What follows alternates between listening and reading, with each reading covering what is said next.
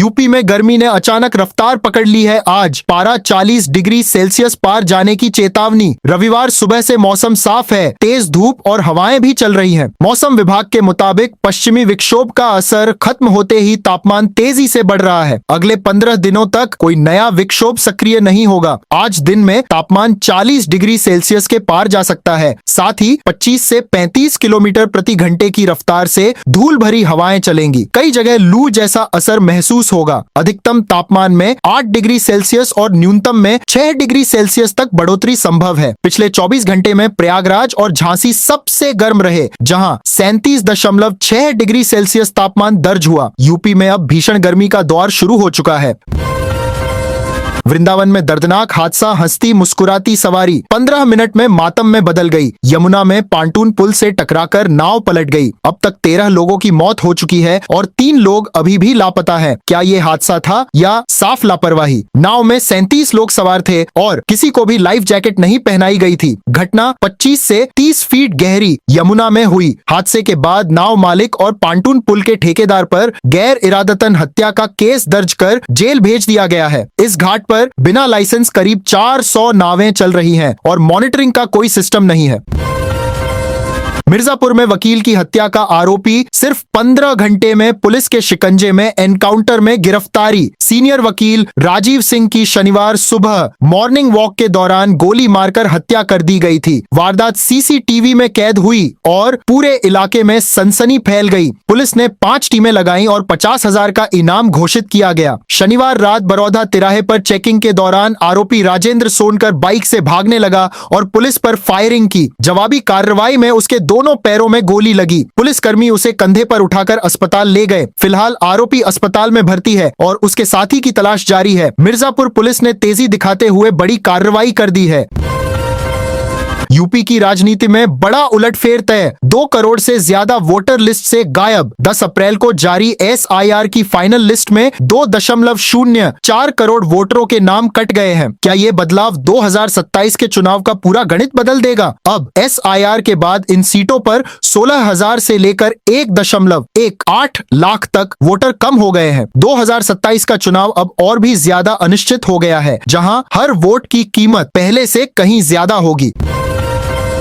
मेरठ से एक चौंकाने वाला मामला। पिता 4 महीने तक बेटी की लाश के साथ घर में रहा। मामला तब सामने आया जब घर से बदबू की शिकायतें बढ़ीं। अंदर जाकर देखा गया तो बेटी प्रियंका का सड़ा गला कंकाल मिला। पड़ोसियों के मुताबिक पिता उदय भानु किसी से ज्यादा बात नहीं करता था। आखिर बेटी की मौत कैसे हुई और पिता ने इसे छिपाया क्यों? शक है कि इलाज के बजाय झाड़ फूक के चक्कर में उसकी हालत बिगड़ती गई। पड़ोसियों का कहना है कि उन्होंने कभी प्रियंका को अस्पताल जाते नहीं देखा। मौत के बाद बदबू छिपाने के लिए पिता घर में परफ्यूम छिड़कता रहा। रिश्तेदारों का दावा है कि पिता बेटी की शादी भी नहीं कराना चाहता था और लोगों से दूरी बनाए रखता था।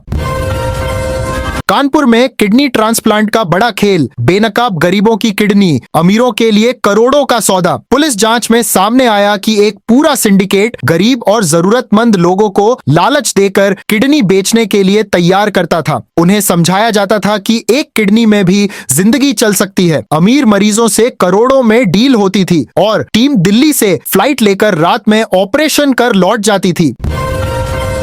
सोनभद्र में भीषण सड़क हादसा। ट्रक और डंपर की टक्कर के बाद दोनों गाड़ियों में आग। शनिवार शाम वाराणसी शक्तिनगर हाईवे पर आमने सामने की जोरदार भिड़ंत हुई। टक्कर इतनी तेज थी कि दोनों वाहनों में तुरंत आग लग गई। घायल ड्राइवर ने बताया कि हादसे से पहले ही ट्रक का ब्रेक फेल हो चुका था। ट्रक चालक सूरज गंभीर हालत में अस्पताल में भर्ती है। ड्राइवर के मुताबिक वह गोरखपुर से रायपुर जा रहा था और बड़ा हादसा टालने के लिए ट्रक को जंगल की तरफ मोड़ने की कोशिश की। गाजियाबाद में चोरी की कोशिश पड़ी भारी दीवार और शटर के बीच 6 घंटे फंसा रहा चोर। इंदिरापुरम इलाके में एक क्लिनिक में चोरी के इरादे से घुसा युवक छत के रास्ते अंदर जा रहा था, लेकिन नीचे उतरते वक्त वह शटर और कंक्रीट की दीवार के बीच बुरी तरह फंस गया। वह करीब 6 घंटे तक उसी हालत में फंसा रहा, लेकिन किसी को भनक तक नहीं लगी। शनिवार दोपहर डॉक्टर के पहुंचने पर पूरा मामला सामने आया। टीम ने शटर काटकर युवक को सुरक्षित बाहर निकाला। गाजीपुर में बिजली विभाग का बड़ा घोटाला, ट्रांसफार्मर चोरी में एसडीओ पर कार्रवाई। जंगीपुर विद्युत वितरण खंड में एसडीओ प्रमोद यादव के कार्यकाल के दौरान करीब 9 ट्रांसफार्मर गायब हो गए। इतनी बड़ी चोरी की भनक जिम्मेदार अधिकारियों को नहीं लगी। ऊर्जा मंत्री AK शर्मा के औचक निरीक्षण के बाद मामला खुला। जांच में 2 संविदा लाइनमैन रमेश राम और शिवकुमार दोषी पाए गए और उन्हें तुरंत बर्खास्त कर दिया गया। कटनी स्टेशन पर बड़ा खुलासा, एक ही ट्रेन से 167 बच्चों का रेस्क्यू, तस्करी का शक। शनिवार देर रात पटना पुणे एक्सप्रेस जैसे ही कटनी स्टेशन पहुंची, खुफिया सूचना के आधार पर सुरक्षा एजेंसियां पहले से अलर्ट थीं। प्लेटफॉर्म पर पहुंचते ही पूरी ट्रेन को घेर लिया गया। क्या इन बच्चों को नौकरी के नाम पर कहीं ले जाया जा रहा था? RPF, GRP, महिला एवं बाल विकास और बाल संरक्षण टीम ने मिलकर 167 बच्चों को सुरक्षित उतारा। प्राथमिक पूछताछ में ज्यादातर बच्चे बिहार के बताए जा रहे हैं। संदेह है कि इन्हें महाराष्ट्र काम कराने के लिए ले जाया जा रहा था। फिलहाल सभी बच्चों को सुरक्षित रखा गया है और यह मामला बड़े नेटवर्क की ओर इशारा कर रहा है। 21 घंटे की लंबी बातचीत के बाद बेनतीजा अमेरिका और ईरान के बीच डील पर नहीं बनी बात। पाकिस्तान में हुई इस अहम बातचीत में हॉर्मुज स्ट्रेट और ईरान के न्यूक्लियर प्रोग्राम सबसे बड़े मुद्दे रहे। दोनों पक्ष कई घंटों तक चर्चा करते रहे, लेकिन कोई ठोस नतीजा नहीं निकला। अमेरिका ने साफ कहा कि बिना शर्तों के वह समझौता नहीं करेगा। अमेरिकी उपराष्ट्रपति JD वेंस ने कहा कि अमेरिका बिना किसी समझौते के लौट रहा है। अमेरिका की मुख्य शर्त थी ईरान परमाणु हथियार न बनाने की गारंटी दे। वहीं ईरान का कहना है कि अमेरिका की शर्तें जरूरत से ज्यादा सख्त थीं, इसीलिए सहमति नहीं बन सकी।